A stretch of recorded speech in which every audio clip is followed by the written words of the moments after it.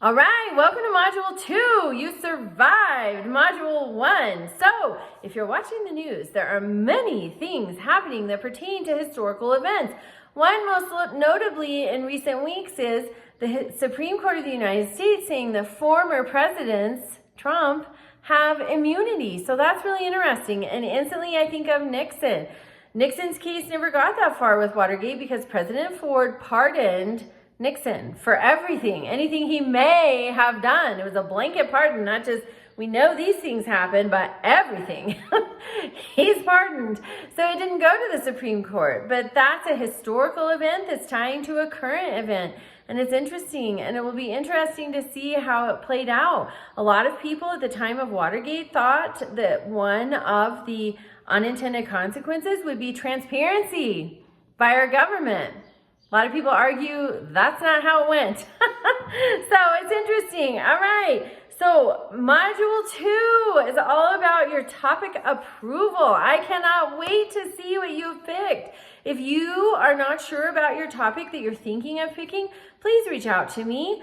Also, you're going to look at historical sources, primarily primary sources and secondary sources. So a primary source is the Constitution of the United States of America. It's a raw material. It's not describing anything. It's not explaining anything. It's laying it out.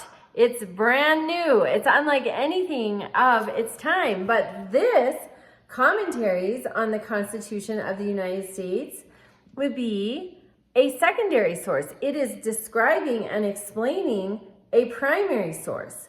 So that's something just to help you. If you get hung up, please reach out to me. The Shapiro Library has some fabulous, just quick explanations of primary, secondary, and I think also tertiary sources. And so I will link that in my announcement.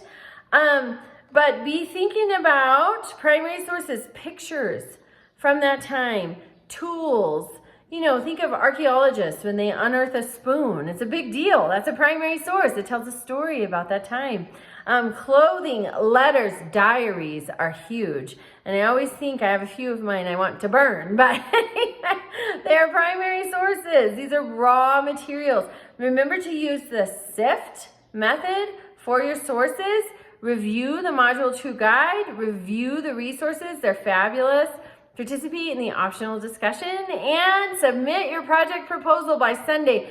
Please reach out to me. And remember, this project proposal just helps you. You're one step closer. One more thing done when you hit Module 7 and the big project is due. Reach out to me with questions and have a wonderful week.